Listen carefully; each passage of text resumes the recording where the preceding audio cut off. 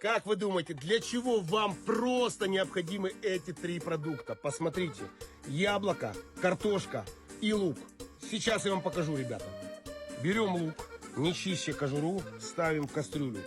Берем яблоко, можно зеленое, можно любое, какое вам нравится. И картофелину. Вот это вот мы погружаем в кастрюлю. Литр воды вливаем в кастрюлю. Вот так вот. Перед тем, как ложить продукты в кастрюлю, обязательно промываем под проточной водой.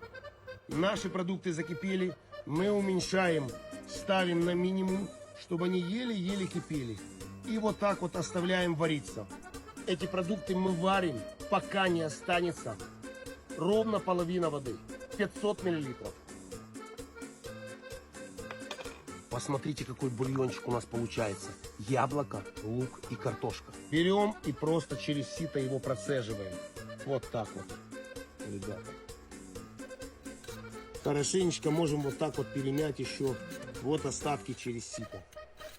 Этот отвар подходит для любого кашля. Уберет сухой, мокрый, хронический, застарелый.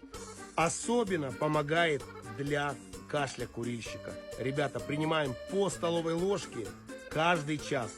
За пару дней, поверьте мне, кашля как не бывало. Пользуйтесь, сохраняйте и делитесь с друзьями.